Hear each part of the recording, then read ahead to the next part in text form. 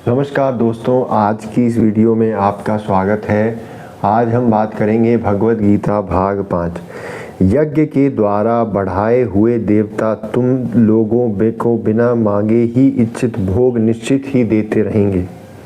इस प्रकार उन देवताओं के द्वारा दिए हुए भोगों को जो पुरुष उनको बिना दिए स्वयं भोगता है वह चोर ही है।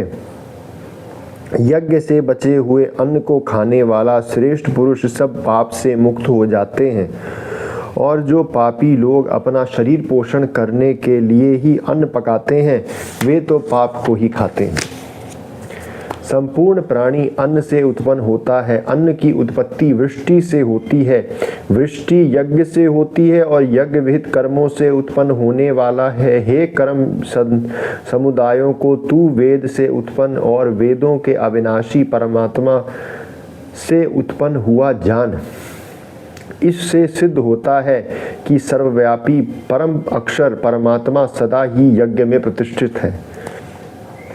हे पार्थ, जो पुरुष इस लोक में इस प्रकार परंपरा से प्रचलित सृष्टि चक्र के अनुकूल नहीं बरतता, अर्थात अपने कर्तव्य का पालन नहीं करता, वह इंद्रियों को द्वारा भोगों में रमण करने वाले पापियु पुरुष व्यर्थ ही जीता है।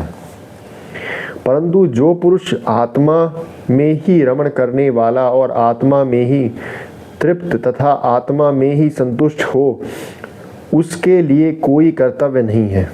उस महापुरुष का इस विश्व में ना तो कर्म करने से कोई प्रयोजन रहता है और ना कर्मों के न करने से ही कोई प्रयोजन रहता है, तथा संपूर्ण प्राणियों में भी इसका किंचित मात्र भी स्वार्थ का संबंध नहीं रहता। इसलिए तू निरंतर आसक्ति से रहित होकर सदा कर्तव्य कर्मों को भली भांति करता रहे, क्योंकि आसक्ति से रहित होकर कर्म करता हुआ मनुष्य परमात्मा को प्राप्त हो जाता है। जनकादि ज्ञानी जन भी आसक्ति रहित कर्म द्वारा ही परम सिद्धि को प्राप्त हुए थे। इसीलिए तथा लोक संग्रह को देखते हुए भी तू कर्म करने को ही योग्य है, अर्थात तुझ कर्म करना ही उचित है।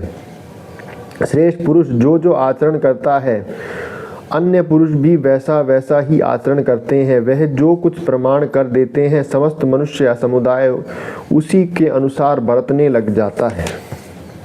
हे अर्जुन, मुझे इन तीन लोकों में ना तो कुछ कर्तव्य है और ना कोई भी प्राप्त करने योग्य वस्तु प्राप्त है, तो भी मैं कर्म में ही बरतता हूँ। क्योंकि हे पार्थ, यदि कदाचित मैं सावधान होकर कर्मों के न बरतूं तो बड़ी हानि हो जाए, क्योंकि मनुष्य सब प्रकार से मेरे ही मार्ग का अनुसरण करते हैं।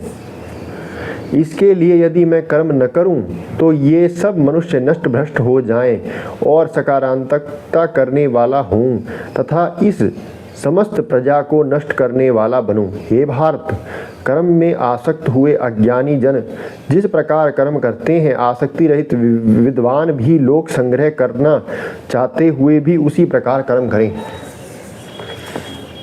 परमात्मा को स्वरूप में अटल स्थित हुए ज्ञानी पुरुषों को चाहिए कि वह शास्त्र विहित कर्मों में आसक्ति वाले अज्ञानियों को बुद्धि में भ्रम अर्थात कर्मों में अश्रद्धा उत्पन्न न करें, किंतु स्वयं शास्त्र विहित समस्त कर्म भली भांति करता हुआ उनसे भी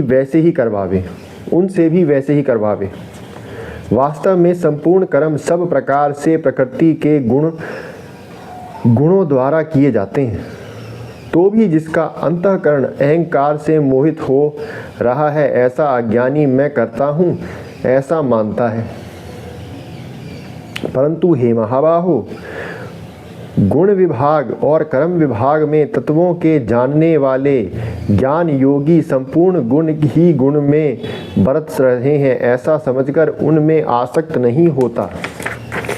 प्रकृति के गुणों से अत्यंत मोहित हुए मनुष्य गुण में और कर्मों में आसक्त रहते हैं। उन पूर्णतः न समझने वाले मंद बुद्धि अज्ञानियों को पूर्णतः जानने वाला ज्ञानी विचलित न करे। मुझ अंतर्यामी परमात्मा लगे हुए चित्त द्वारा संपूर्ण कर्मों को मुझ में अर्पण करके आश्रहित, ममता रहित, संताप रहित होकर युद्ध कर। जो कोई मनुष्य दोष दृष्टि से रहित होकर और श्रद्धा युक्त होकर मेरे इस ममता सदा अनुसरण करते हुए वे संपूर्ण कर्मों से छूट जाते हैं, परंतु जो मनुष्य मुझ में दोष रोपण करते हुए मेरे इस मत के अनुसार नहीं चलते, उन मूर्खों को तो संपूर्ण ज्ञान में मोहित और नष्ट हुए ही समझ। तो ये था भगवत गीता भाग 5। यदि आपको वीडियो अच्छी लगी तो लाइक शेयर सब्सक्राइब कीजिएगा। मैं मिलता हूँ आपसे अगली वीडियो में, तब तक के लिए शुक्रिया।